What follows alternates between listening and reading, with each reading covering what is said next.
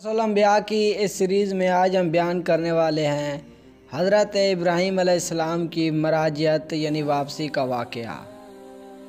جب نمرود واصل جہنم ہو گیا تو اس کی قوم میں جو لوگ موجود تھے سب حضرت ابراہیم علیہ السلام کے پاس آ کر کہنے لگے کہ آج یہ ملک نمرود پلید کا تھا، اب آپ کا ملک ہے۔ حضرت ابراہیم علیہ السلام نے فرمایا کہ مجھ کو ملک گیری سے کچھ کام نہیں، اور یہ ملک ہمیشہ اللہ تعالیٰ کا ہے اور میں اس کا بندہ ہوں، اور ملک مصر و عجم بادشاہوں کی جگہ ہے اور ملک شام نبیوں کی جگہ ہے، میں تو شام میں جا رہوں گا۔ لوگوں نے کہا کہ ہم بھی آپ کے ساتھ شام میں جا رہیں گے۔ تب حضرت ابراہیم علیہ السلام شام کی طرف راہی ہوئے۔ روحیہ نامی ایک جگہ ہے، وہاں آ پہنچے، اس ملک اور اس شہر کو رونق بخشی، اور وہاں سے دریائے فرات کے کنارے آ پہنچے، وہاں بھی ایک شہر آباد کیا اور اس شہر کا نام رقیہ ہے۔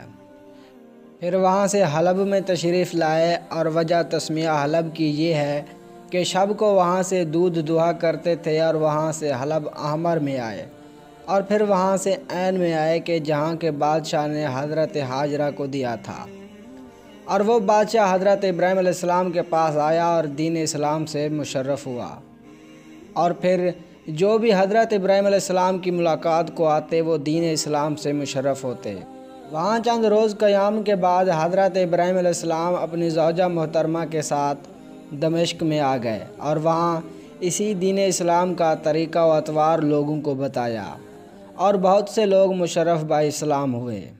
اس کے بعد شہر طیب میں وارد ہوئے، اور وہاں کے اہل شہر حضرت ابراہیم علیہ السلام کے آنے سے پہاڑوں میں بھاگ کر چلے گئے، اور جو مسلمان حضرت ابراہیم علیہ السلام کے ساتھ تھے ان لوگوں نے وقت کو غنیمت سمجھتے ہوئے ان کے چھوڑے ہوئے مال و دولت سے فائدہ اٹھایا، اور وہ تمام مال غنیمت لے کر حضرت ابراہیم علیہ السلام کے ساتھ کنعان میں آ پہنچے، اور ان لوگوں نے وہاں ایک نہر جاری دیکھی۔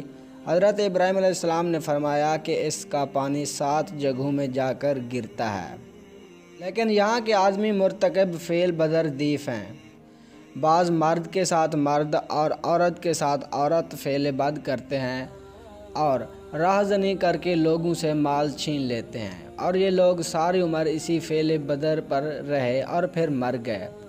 اور یہ شہرستان قوم لوط تھا۔ پھر وہاں سے بیت المقدس میں حضرت ابراہیم علیہ السلام تشریف لائے۔ تب سائرہ خاتون نے حضرت ابراہیم علیہ السلام کے آنے سے ازراہ خوشی 200 دینار فقراء کو تصدیق کیے، اور تمام شہر کے لوگ خوش و مسرور ہو گئے۔ تقدیر الہی سے ایسا اتفاق ہوا کہ حضرت ابراہیم علیہ السلام کی پیشانی سے حضرت حاجرہ کی پیشانی پر نور ظاہر ہوا۔ اس کے بعد وہاں سے اٹھ کر حضرت ابراہیم علیہ السلام حضرت سائرہ خاتون کے پاس تشریف لے گئے۔ تب حضرت سائرہ خاتون نے اس حال سے واقف ہو کر حضرت حاجرہ کے کان چھید دیے۔ بس حضرت حاجرہ کے کان چھیدنے سے اور بھی زیادہ خوبی آ گئی۔ حضرت سائرہ خاتون نے کہا، واہ واہ، اس عیب نے تو اور ہی خوبصورتی بخشی۔ حضرت سائرہ خاتون کو اور بھی غیرت پیدا ہوئی، اور حضرت ابراہیم علیہ السلام سے بولیں کہ یہ چیز مجھ سے برداشت نہیں ہے کہ حضرت حاجرہ کے ہاں کوئی فرزند پیدا ہو اور مجھ کو نہ ہو۔ جب 9 مہینے گزر گئے تب حضرت حاجرہ کے بطن سے حضرت اسماعیل علیہ السلام پیدا ہوئے۔ اس کے بعد سائرہ خاتون نے حضرت ابراہیم علیہ السلام سے کہا کہ اگر حاجرہ یہاں رہے گی تو پھر میں یہاں نہ رہوں گی، اور میں یہاں سے چلی جاؤں گی، نہیں تو ان کو یہاں سے کہیں ایسی جگہ پر لے جا کر رکھو کہ وہاں میوے اور آبادی اور پانی بھی نہ ہو، تاکہ یہ اچھی طرح سے آرام نہ پا سکے اور میں بھی اس کو نہ دیکھ سکوں۔ حضرت ابراہیم علیہ السلام اس بات کو سن کر بہت متردد و متفکر ہوئے۔ اتنے میں حضرت جبرائیل علیہ السلام نے آ کر فرمایا، اے ابراہیم علیہ السلام، سائرہ خاتون جو کہتی ہیں سو کرو۔ پس حضرت ابراہیم علیہ السلام نے حضرت حاجرہ اور حضرت اسماعیل ذبیح اللہ کو ایک اونٹ پر سوار کیا، اور آپ خود بھی ایک دوسرے اونٹ پر سوار ہو کر بیت المقدس سے روانہ ہو کر اب جہاں خانہ کعبہ ہے وہاں پہنچے۔ تب حضرت حاجرہ سے فرمایا کہ تم یہاں ذرا ٹھہرو، میں آتا ہوں۔ حضرت حاجرہ حضرت اسماعیل کو لے کر وہاں بیٹھی رہیں، اور حضرت ابراہیم علیہ السلام دلگیر ہو کر اور اپنی آنکھوں سے آنسو بہاتے ہوئے ملک شام کی طرف تشریف لے گئے۔ جب 2 گھڑی گزری دیکھا کہ حضرت ابراہیم علیہ السلام تشریف نہ لائے اور آفتاب گرم ہوا تو سر پر گرمی پہنچی تو پیاس کی شدت محسوس ہوئی، اور اس پیاس کی شدت کی وجہ سے حضرت ہاجرہ کوہ صفا و مروہ کی طرف دوڑیں اور وہاں بھی کہیں پانی نظر نہیں آیا۔ اسی طرح پانی کے لیے صفا سے مروہ اور مروہ سے صفا پر 7 مرتبہ دوڑیں لیکن پانی نہ پایا۔ پھر تو بہت ہی حیران ہوئیں، اور یہ دوڑنا صفا و مروہ کا 7 دفعہ اہل اسلام میں حاجیوں پر قیامت تک سنت ہاجرہ جاری رہے گی، اور ہر حاجی اسی طرح 7 مرتبہ دونوں پہاڑوں پر دوڑتے ہیں۔ حضرت اسماعیل علیہ السلام کو حضرت ہاجرہ نے اس میدان میں لٹا کر پانی کے لیے صفا و مروہ کی طرف دوڑ لگائی اور پانی نہ پایا تو آپ کے چہرے کا رنگ متغیر ہوا۔ جب وہ وہاں سے واپس آئیں تو حضرت اسماعیل علیہ السلام کے پاس آ کر دیکھا کہ حضرت اسماعیل علیہ السلام شدت پیاس سے جس زمین پر پیر رگڑتے تھے اسی جگہ بحکم خدا پانی کا ایک فوارہ جاری ہوا، اور با فضل خدا اب تک وہ چشمہ جاری ہے اور قیامت تک جاری رہے گا انشاءاللہ۔ یہ کیفیت دیکھ کر حضرت ہاجرہ بہت خوش ہوئیں اور کہنے لگیں کہ الحمدللہ، یہ مبارک فرزند اللہ تعالیٰ نے مجھ کو عنایت فرمایا ہے۔ پس وہی پانی حضرت ہاجرہ نے خوب سیر ہو کر پیا اور مٹی اور پتھر لا کر چاروں طرف سے اس پانی کو بند کر دیا تاکہ زیادہ نہ پھیلے۔ ایک روایت میں ہے کہ حضرت ہاجرہ اگر وہ پانی بند نہ کرتیں تو وہ تمام مکہ معظمہ کی تمام حدود میں قیامت تک جاری رہتا۔ پس جو کھانے پینے کا تھا کھا لیا۔ اتفاقاً ایک روز سوداگروں کا ایک قافلہ پانی کی تلاش میں اپنے تمام مویشیوں کے ساتھ باوجہ پیاس کے کوہ صفا پر آیا تو اس قافلے نے وہاں ایک عورت کو پانی کے کنارے بیٹھے دیکھا، اور اس قافلے کا بیان ہے کہ اس جگہ سے جب ہم لوگ گزرتے تھے تو کبھی بھی ان لوگوں نے اس جگہ پانی نہ دیکھا تھا۔ یہ دیکھ کر وہ لوگ بہت حیران ہوئے، اور وہ اسی تعجب میں حضرت ہاجرہ کے پاس گئے اور کہنے لگے کہ تم کون ہو اور یہاں کیوں بیٹھی ہو؟ حضرت ہاجرہ نے اس قافلے والوں سے جو حال اپنے اوپر اور حضرت اسماعیل علیہ السلام پر اور پانی کا جو ماجرا گزرا وہ سب سنایا۔